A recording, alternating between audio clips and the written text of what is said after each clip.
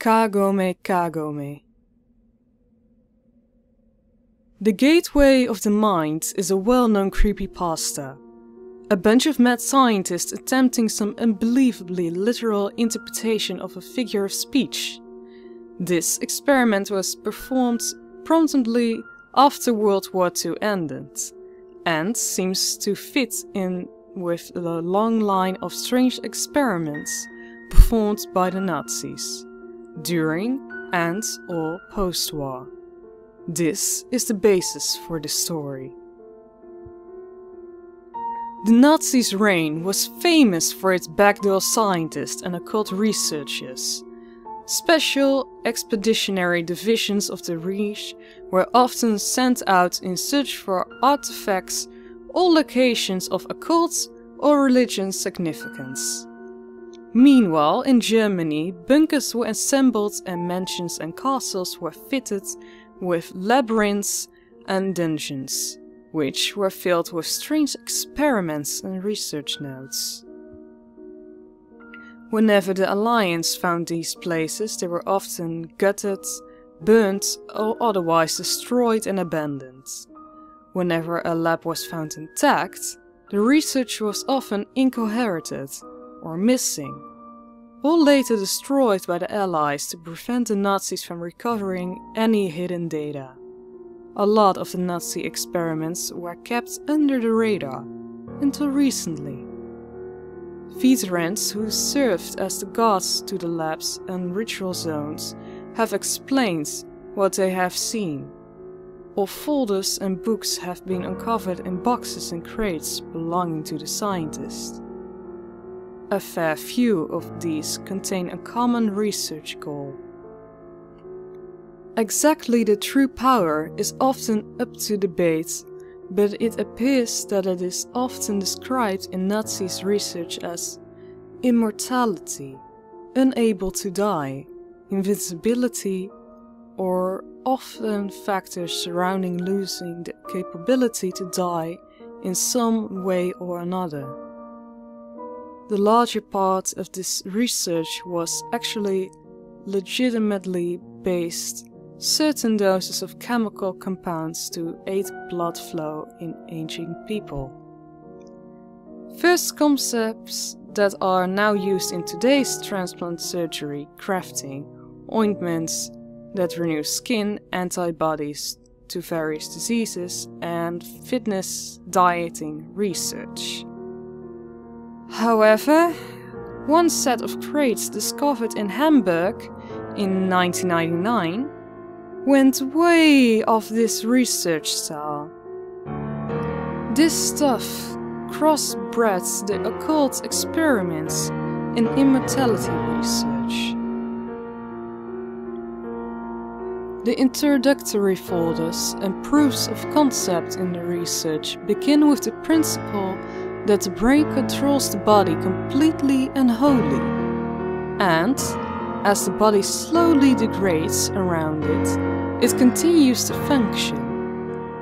Further statements say that the reason the body is left to degrade is because the human brain is set to biological timer. Such is why butterflies can only live a day. Yet, other insects can often last longer. The brain tells us to die. It is proposed that, as the brain grows, it begins to make connections, resulting in the human becoming more mature and having an advanced brain. At the age of 35 between 50, however, these connections slowly break down, resulting in forgetfulness, dementia, and other mental diseases reserved from elderly. The Nazi scientists proposed that the brain has a universal kill switch that activates as soon as the brain has fully developed. In all normal humans, this kill switch will initiate a shutdown sequence in bodily functions, which occurs over several decades. As soon as the body is fully shut down, the brain will be forced to die through lack of oxygen in the blood. It is said that the Werner's syndrome, which is a disease where a person ages rapidly, is a result of the kill switch functioning activating far too early. The Nazis proposed that they could remove the kill switch and give the human mind immortality, and from that, complete immortality. Needless to say, brain surgery was incredibly difficult during those times, but it was possible. In the stacks of folders, there were many different diagrams from past research on the brain, psychology, the human mind, and the like. The experiments were initially proposed to Nazi executives in 1940, and permission was granted to perform the experiments in 1942, under one condition. The experiments must be conducted outside of Germany. The German populace must not be seen as experiments in any way, shape, or form. It was no surprise that the executives were paranoid about public relations, but the idea of performing the research outside of the fatherland was foreign in itself. Most experiments were performed in bunkers or basements. Regardless, the scientists complied and were able to organize a setup with the Allied Japan. In late 1942, the research had begun. Here is where it gets strange. The research team that's taken over the Japanese orphanage. The orphanage was in the hills, supposedly somewhere in Shiman, an area nearby Hiroshima.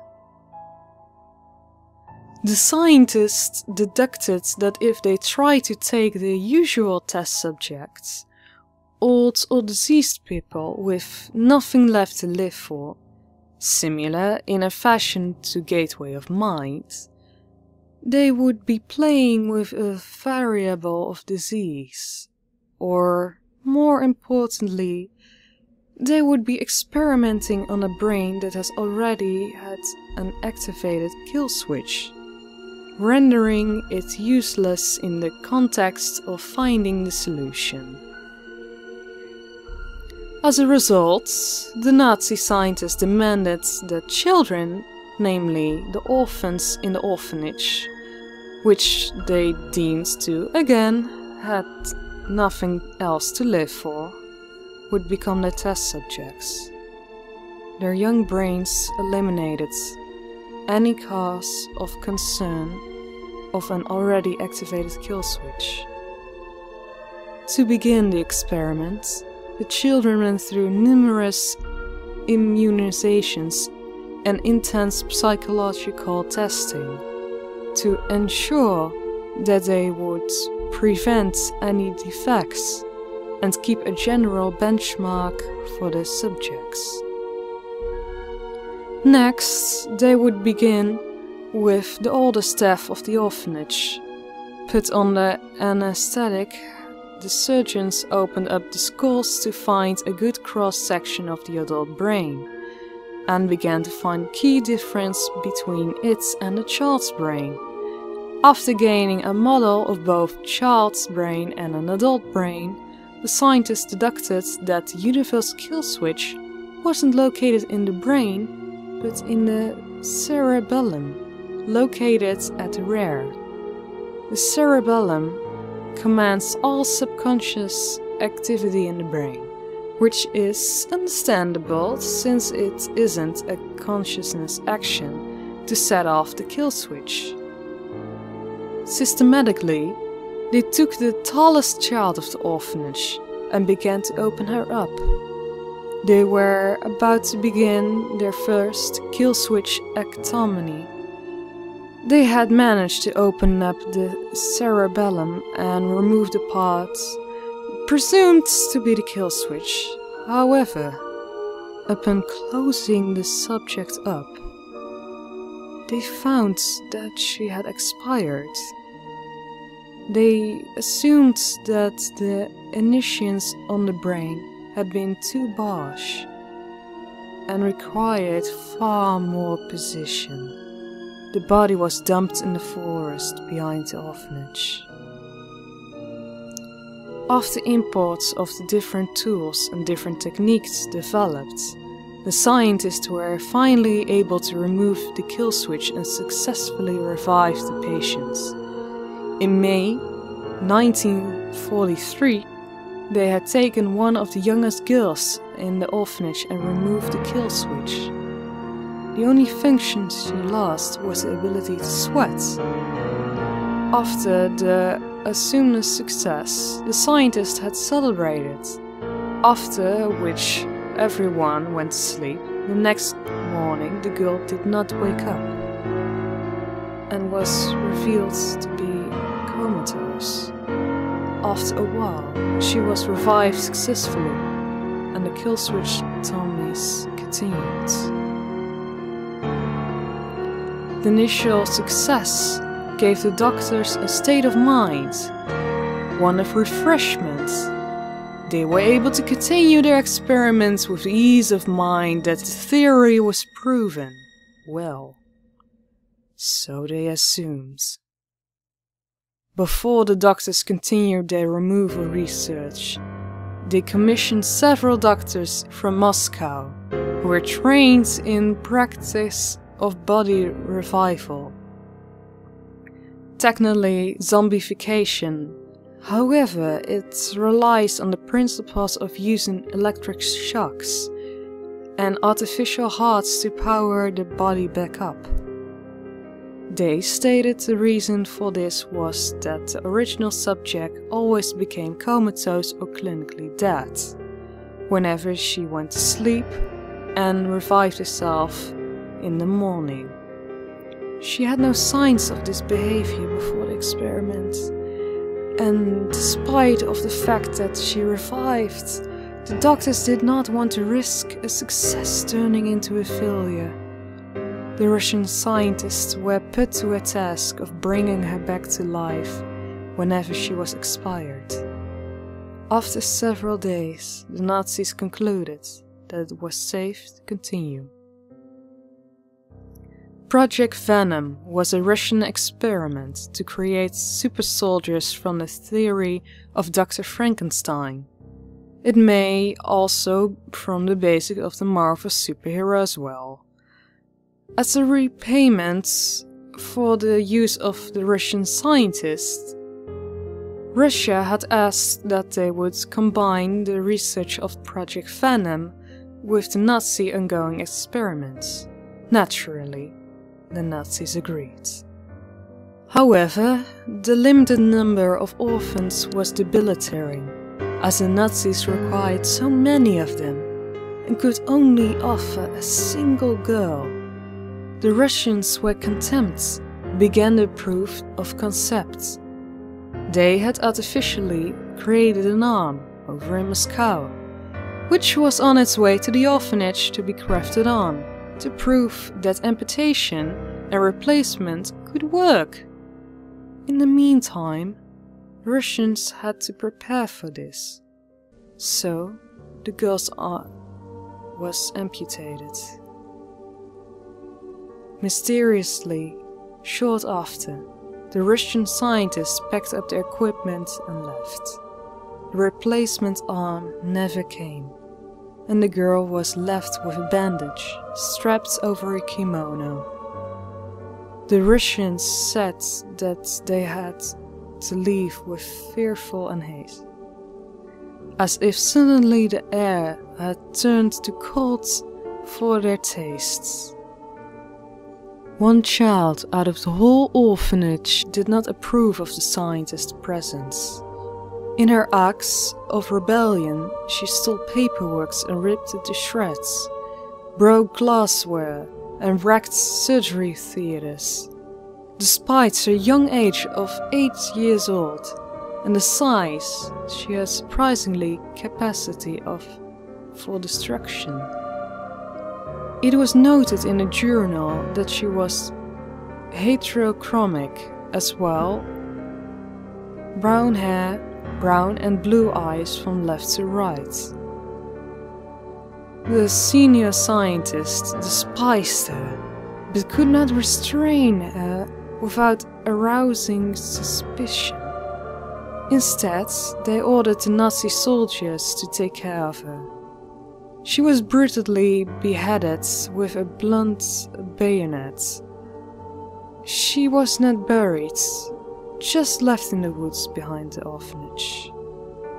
The soldiers told the caretakers that she had found a new family.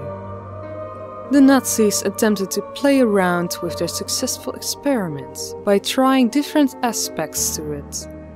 Sadly, none of them worked. Here is a list of them. Entry through the forehead. Performed on a 10-year-old boy. Skull was deformed and the boy had been violently lobotomized by the end of it. However, he wasn't vegetative as the result, although he was mainly retarded due to the experiments. Entry through the lower jaw. Performed on a 6-year-old girl. The tongue and most of the flesh on the lower jaw was removed and could not be replaced. The subject's synapses was also scrambled. Entry through the side of the head. Subject was reluctantly half deaf. It should also be noted that there was no anesthetic during the surgery and the screams were thoroughly mortifying, as most journals read. Despite of the failure of these, the kill switches were still removed, and the subjects acted in much of the same way as the first kill, expiring upon sleep. However, they were reduced to a mere of 10 people, due to all the previous failures. This is including the caretakers, and they had performed surgery on all the children. The doctors began to formulate ideas that in a child, a kill switch isn't already activated, but in adults, a kill switch could be reversed using a chemical compound to eliminate the hormone produced and the kill switch then removed. This was performed on all the caretakers and was surprisingly successful, as they all survived. During the experiments, scientists were told to watch over the successful children and monitor their behavior. This part gets freaky. They appear normal at first, just like any other children, playing, cheering, learning normally, but when separated from others, they seem off. They stroll carelessly around, with a blank smile on their face, their eyes looking straight at you. If approached from behind, their heads snap around with undoubtedly speed for a moment. You can almost see the expression, so vile on their face that it makes you want to cower. But then you realize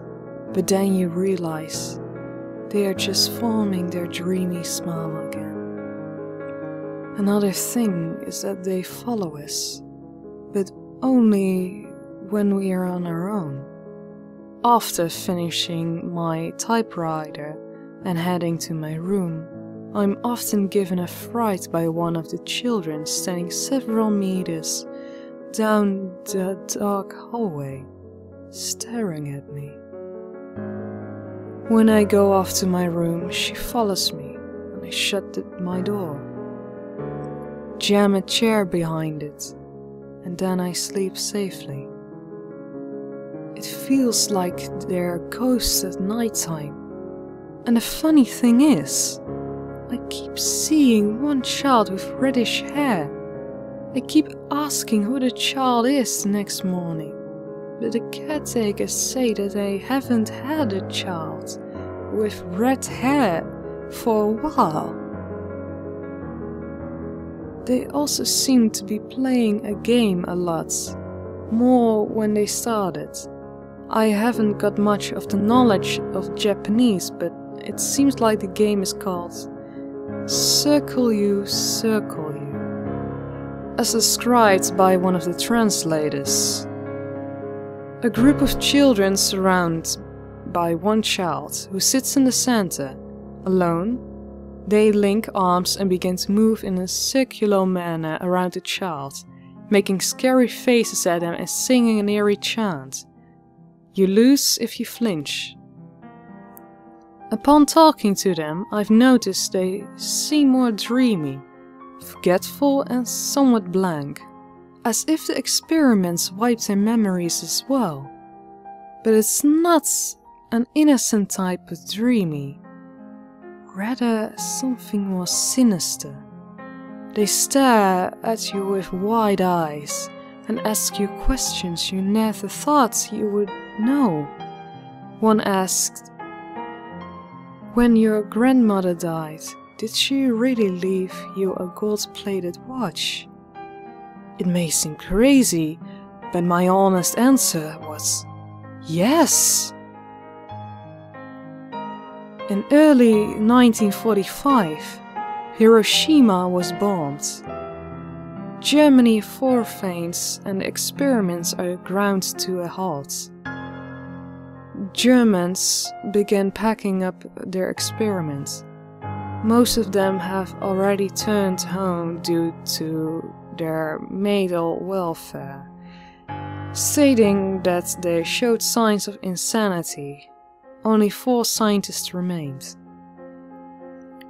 After sending the last set of equipment off, the scientists deemed it only justified that they informed the caretakers that they were leaving, and they did so. And the horror of one of the scientists, and the surprise of the rest, the head caretaker said in fluent German, "Will you play one last game with us?" The 3 scientists agreed, and a circle of children and caretakers formed around him. Now, if you flinch, you lose. The one horrified scientist ran out of the last truck and jumped on it without looking back.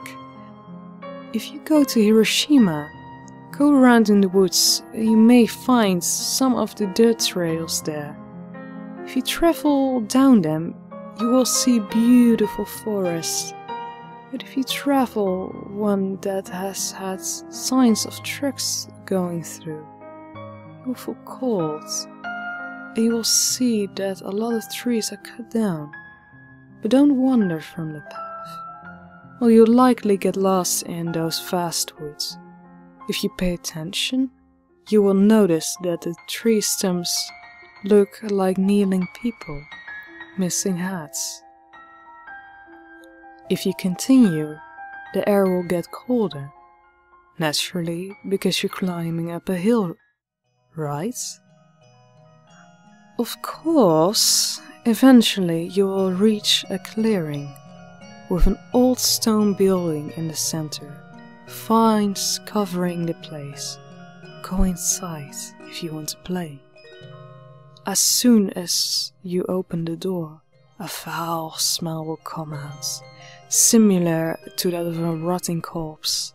If you look down the hall, it will be dark regardless of the time of the day, since there is no light.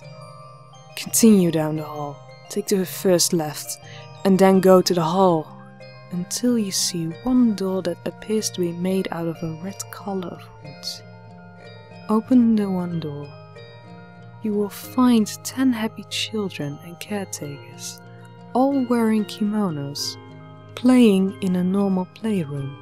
One missing an arm, another missing a forehead, and a third lacks a jaw.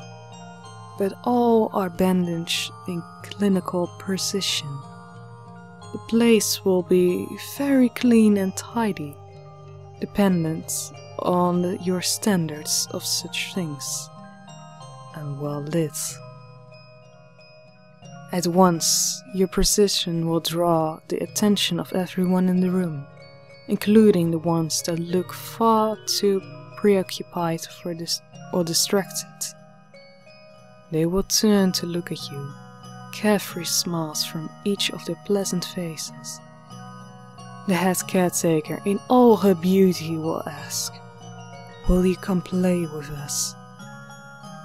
By this time, if you haven't soiled your pants, you really should, to save you the trouble later. If you say no, the door will slam shut on you, and if you try to go down the hallways out of the exit, you will only find another dark hallway. Open any of the brown doors, and you should find operating tables or bunk beds. If you continue down the third hallway, you will realize that a girl is standing several meters behind you, her face shrouded by shadow, approaching it, and expects your doom. Continue down the hallway, and try not to let her catch up on you. If you say yes, however, you will be welcomed into the room. The door will be closed behind you, and everyone will form a circle around you. Now sit down and don't flinch, and a cheerful voice will say, "Just follow the instructions, and you will survive." All light will disappear from the room, yet you can see the circle of children, each with a vicious expression on their face, once so vile that you will probably flinch straight up. If you can stomach that, or through, they will begin to move around and around you. Slowly, you may feel one of them lash towards you. If you look, however, there will be nothing there, besides the children circling normally. If that wasn't enough, they will be chanting "Kagome Kagome." I really can't explain any further. No one ever likes to tell the tale of what happens then. If you flinch before they chant, they simply continue as normal. If you choose to say maybe to the head caretaker or anything other than yes or no, it is thought that the children's expression will turn to mortifying, and they will scream in inhuman voices, "The sides! The sides!" If you do not do anything besides saying yes or no from here, it is thought that the children and caretakers will slam the door on you. If you turn around, the story varies. Supposedly, your worst fear will be waiting at the other end of the hallway, separating from your exit. Most notably, this character is Akamanto, or the rake.